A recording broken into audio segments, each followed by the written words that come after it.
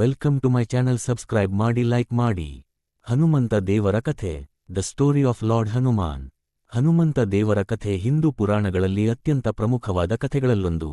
ಹನುಮಂತ ದೇವರು ಶ್ರೀರಾಮಚಂದ್ರನ ಭಕ್ತ ಹಾಗೂ ಅಪಾರ ಶಕ್ತಿ ಮತ್ತು ಧೈರ್ಯದ ಪ್ರತೀಕರಾಗಿದ್ದಾರೆ. ಅವರ ಜನನ, ಅವರ ಶಕ್ತಿಗಳು ಮತ್ತು ಅವರ ಸಾಹಸಗಳು ಪ್ರತಿ ಭಕ್ತನಿಗೆ ಪ್ರೇರಣೆಯನ್ನು ನೀಡುತ್ತವೆ. ಹನುಮಂತನ ಜನನ. ಹನುಮಂತ ದೇವರ ಜನನದ ಕುರಿತಾಗಿ ಅನೇಕ ವ್ಯಾಖ್ಯಾನಗಳು ಇಲ್ಲಿವೆ. ಒಂದು ವರ್ತಮಾನ ಕಥೆಯ ಪ್ರಕಾರ, ಕಶ್ಯಪ ಮಹರ್ಷಿಯು ಅತ್ಯಂತ ಸಮರ್ಥ ವಾಯುದೇವತೆ ವಾಯ ಉಪಊರಸ ಜೊತೆ ಸಮ್ಮಿಲನದಿಂದ ಹನುಮಂತನ ಜನನವಾಯಿತು. ಹನುಮಂತ ದೇವರು ಐಶ್ವರ್ಯ ಮತ್ತು ವಿದ್ಯೆಗಳಲ್ಲಿ ಅಪಾರರಾಗಿದ್ದರೂ ಅವರ ಮೂಲದೇವತೆ ಹನುಮಂತ ದೇವರಾದ ರಾಮನು. ಹನುಮಂತನ ಶಕ್ತಿಗಳು. ಹನುಮಂತ ದೇವರ 10 ಶಕ್ತಿಗಳು ವಿವರಣೆಗೊಂಡಿವೆ. ಅವುಗಳಲ್ಲಿ ಕೆಲವು ಈ ಕೆಳಗಿನಂತೆ. 1. ಪರವಶ ಶಕ್ತಿ.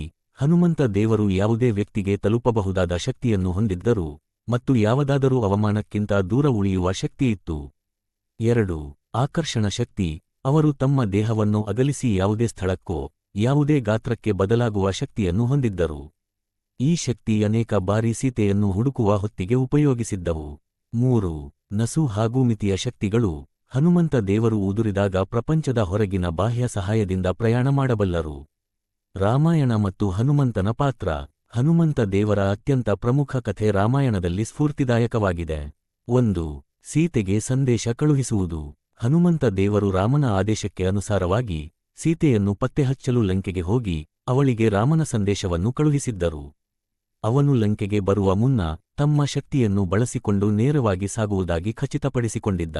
ನಂತರ ಅವನು ತನ್ನ ಅಜ್ಞಾನದ ಮೂಲಕ ಹೀರೋ ದ್ವಾರವನ್ನು ಹಿಡಿದು ಲಂಕೆಗೆ ನುಗ್ಗಿ ಅವಳನ್ನು ದಯೆಯಿಂದ ಕಂಡು ರಾಮನ ಸಂದೇಶವನ್ನು ತಲುಪಿಸಿದರು. 2.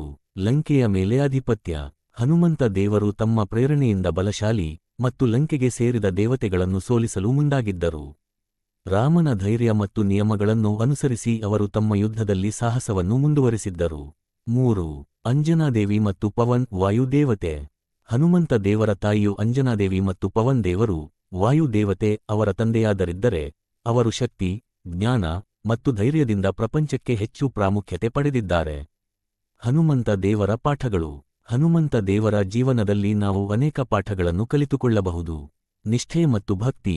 ಹನುಮಂತ ದೇವರು ರಾಮನ ಭಕ್ತಿಯಾಗಿದ್ದರು ಅವರು ಯಾವಾಗಲೂ ಅಪಾರ ಶಕ್ತಿಯನ್ನು ಮತ್ತು ಶಕ್ತಿಶಾಲಿ ಕನಸುಗಳನ್ನು ಮೀರಿ ಕೇವಲ ಭಕ್ತಿಯ ಮೂಲಕ ಸಾಧನೆ ಮಾಡಿದರು. ಧೈರ್ಯ ಮತ್ತು ಧರ್ಮ. ಹನುಮಂತ ದೇವರು ಯಾವಾಗಲೂ ಧರ್ಮವನ್ನು ಅನುಸರಿಸಿ ಧೈರ್ಯದಿಂದ ನಡೆಯುತ್ತಿದ್ದರೆ ಜೀವನದಲ್ಲಿ ಯಾವುದೇ ಅಡ್ಡಿ ಬಂದರೂ ಧೈರ್ಯವನ್ನು ಕಳೆದುಕೊಳ್ಳದೆ ಹೋರಾಡುತ್ತಿದ್ದರು. ಶಕ್ತಿ ಮತ್ತು ಪರಮ ಸಂಕಲ್ಪ. ಹನುಮಂತ ದೇವರ ಶಕ್ತಿ ಮತ್ತು ನಿರೀಕ್ಷಿತ ಪ್ರಯತ್ನಗಳು ಸದಾ ಮಹತ್ವಪೂರ್ಣವಾಗಿದ್ದವು. ಅಡ್ಡಗೆರೆ ಅಡ್ಡಗೆರೆ ಅಡ್ಡಗೆರೆ. ಸಾರಾಂಶ. ಹನುಮಂತ ದೇವರ ಕಥೆಗಳು ಅವರ ಸಾಹಸ ಮತ್ತು ಭಕ್ತಿ ನಮ್ಮಲ್ಲಿ ಧೈರ್ಯ, ಶಕ್ತಿ ಮತ್ತು ನಿಷ್ಠೆ ಬಗ್ಗೆ ಅನೇಕ ಪಾಠಗಳನ್ನು ಕಲಿಸುತ್ತದೆ. ಅವರು ತಮ್ಮ ಸಹಾಯದಿಂದ ಸೀತೆಯನ್ನು ಬಿಡಿಸಲು ರಾಮನ ಹಿತಕ್ಕಾಗಿ ಶಕ್ತಿಯುತ ಕಾರ್ಯಗಳನ್ನು ಮಾಡಿ ನಮ್ಮನ್ನು ಪ್ರೇರಣೆಯಾಗಿದ್ದಾರೆ.